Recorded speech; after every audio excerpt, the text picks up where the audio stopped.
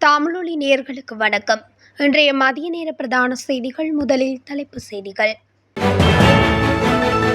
இலங்கை முழுவதும் நிலை பெற்று வரும் தென்மேற்கு பருவமழை. தேசப்பந்து தென்னக்கோனுக்கான முதல் விசாரணை நடவடிக்கைகள் இன்று ஆரம்பம். கல்வி அமைச்சு வெளியிட்ட முக்கிய அறிவிப்பு. தென்னிலங்கையில் கற்களால் அடித்து கொலை செய்யப்பட்ட நபர். திடீரென சுற்றி வளைக்கப்பட்ட காதலர்கள், இளம்பெண் கைது, போலீசார் மீது தாக்குதல். கொழும்பில் இன்று விசேட போக்குவரத்து திட்டம் வெளியான காரணம். யாழில் மர்மமான முறையில் உயிரிழந்த இளைஞன். ப்ளூமெண்டில் துப்பாக்கிச்சூட்டு சம்பவத்திற்கான காரணம் வெளியானது. தொடர்வன விரிவான செய்திகள். நாடு முழுவதும் தென்மேற்கு பருவமழை படிப்படியாக நிலை பெற்று வருவதாக வளிமண்டலவியல் திணைக்களம் தெரிவித்துள்ளது. அத்துடன் நாட்டின் பல பகுதிகளில் வானம் மேகமூட்டத்துடன் காணப்படும் எனவும் தெரிவிக்கப்பட்டுள்ளது. மேல் சப்ரகமுவ, வடமேல், மத்திய, தென் மற்றும் வடக்கு மாகாணங்களில் அவ்வப்போது மழை அல்லது இடியுடன் கூடிய மழை பெய்யக்கூடும் என எதிர்பார்க்கப்படுகின்றது. மேல் மற்றும் சப்ரகமுவ மாகாணங்களிலும் காலி, மாத்தறை, நுவரெலியா, புத்தளம் மற்றும் கண்டி மாவட்டங்களின் சில இடங்களிலும் 100 மில்லிமீட்டருக்கும் அதிக கனமழை பெய்யக்கூடும் என வளிமண்டலவியல் திணைக்களம் தெரிவித்துள்ளது. வடமத்திய மாகாணத்திலும் இடைக்கிடையே மழை பெய்யக்கூடும் என தெரிவிக்கப்பட்டுள்ளது.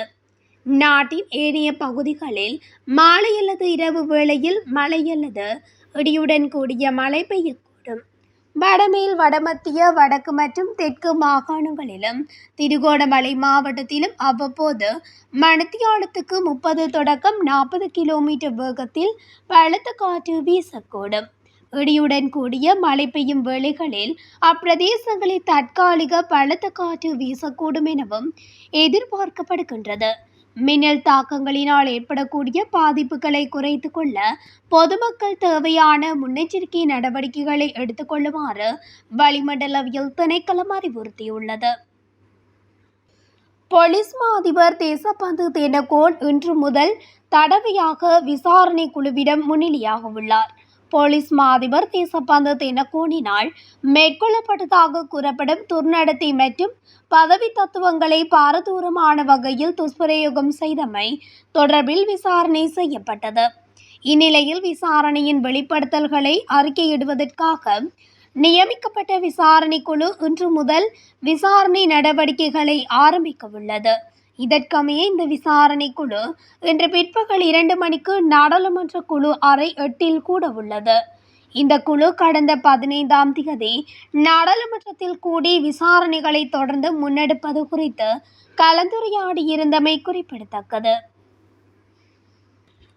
உயர்தர தொழிற்பாடத்துறையின் கீழ் 12ஆம் தரத்தில் மாணவர்களை அனுமதிப்பதற்கான விண்ணப்பங்கள் கோரப்பட்டுள்ளது. குறித்த விடயம் கல்வி, உயர்கல்வி மற்றும் தொழிற்கல்வி அமைச்சு வெளியிட்டுள்ள அறிக்கையில் தெரிவிக்கப்பட்டுள்ளது. அந்த அறிக்கையில் இந்த வருடம் முதல் 608 பாடசாலைகளில் தொழிற்பாடத்துறை பிரிவு செயல்படுத்தப்படும் என்று அமைச்சு அறிவித்துள்ளது. இந்த பாடப்பிரிவிற்கு மாணவர்களை சேர்க்கும் போது காப்போது சாதாரண தரத்தில் சித்தியடைய தவறியது கருத்தில் கொள்ளப்படாது என்று கல்வி அமைச்சு தெரிவித்துள்ளது.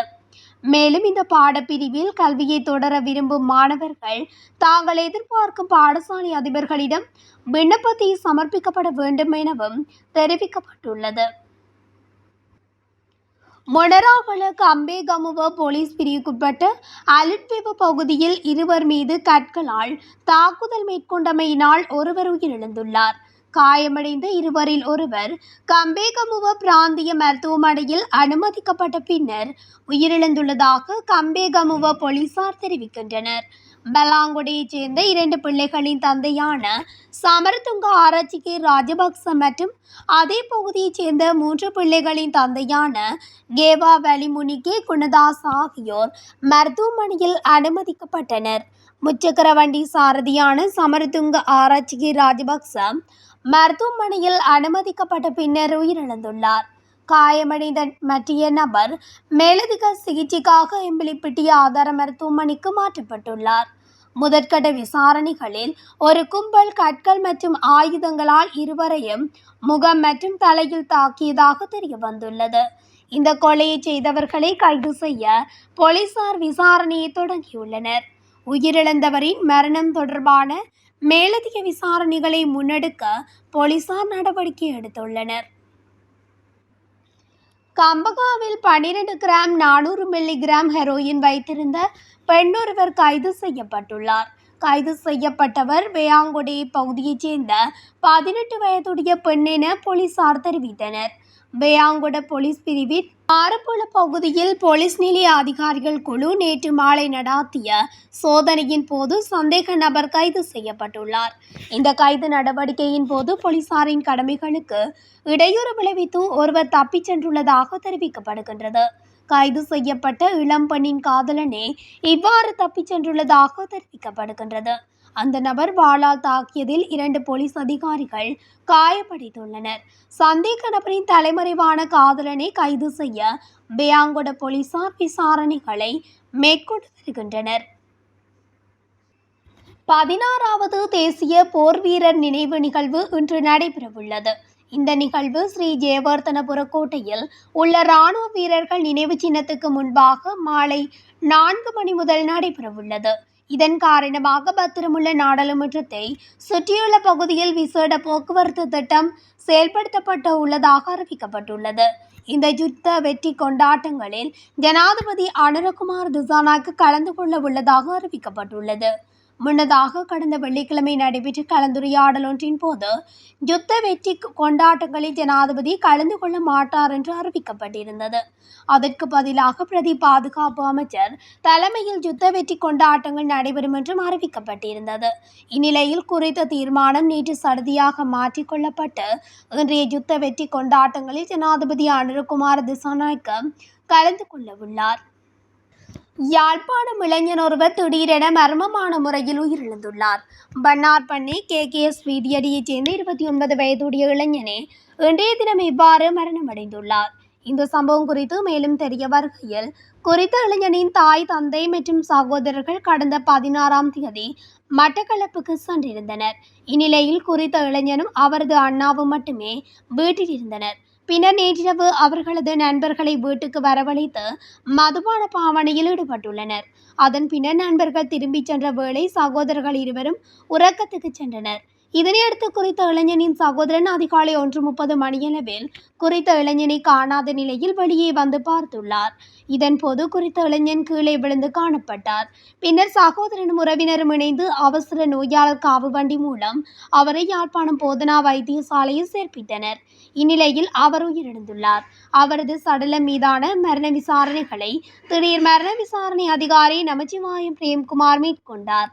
மரணத்துக்கான காரணிகள் அறியப்படாத நிலையில் உடற்கூற்று பரிசோதனை மேற்கொள்ளப்படவுள்ளதாக தெரிவிக்கப்படுகின்றது. கொழும்பு ப்ளூ மெண்டல் ஸ்ரீசந்த செவன அடுக்குமாடி குடியிருப்பு பகுதிக்கு அருகில் நேற்று நடாத்தப்பட்ட துப்பாக்கிச்சூடு போதைப்பொருள் தொடர்பில் ஏற்பட்ட தகராறு காரணமாக இடம்பெற்றதாக தெரிய வந்துள்ளது. விசாரணைகளின்படி துபாயில் மறைந்திருக்கும் ஒழுங்கமைக்கப்பட்ட குற்றக்குழு உறுப்பினரான சமிந்த உதயங்க எனப்படும் பொனிஸ்டா நிப்புணவின் குழுவினால் இந்த துப்பாக்கிச்சூடு நடத்தப்பட்டுள்ளது. ப்ளூ மெண்டல் ஸ்ரீசந்த செவன அடுக்குமாடி குடியிருப்பு தொகுதியில் வசிக்கும் 41 வயதான நபர் ஒருவர் மீது உந்துர்லியில் பிரவேசித்த அடையாளம் தெரியாத இருவரினால் நேற்று பிற்பகல் துப்பாக்கிச்சூடு நடாத்தப்பட்டது. இந்த துப்பாக்கிச்சூட்டில் காயமடைந்த நபர் கொழும்பு தேசிய வைத்தியசாலையில் அனுமதிக்கப்பட்டுள்ளார். மேலும் துப்பாக்கிச்சூட்டுக்கு பயன்படுத்தப்பட்ட உந்துர்லி சுகததாச விளையாட்டரங்கிற்கு அருகில் கைவிடப்பட்ட நிலையில் கண்டுபிடிக்கப்பட்டது. இந்த நிலையில் ஆண்டின் இதுவரையான காலப்பகுதியில் 46 துப்பாக்கிச்சூட்டு சம்பவங்கள் பதிவாகியுள்ளதுடன் 30 பேர் வரை உயிரிழந்துள்ளமை குறிப்பிடத்தக்கது.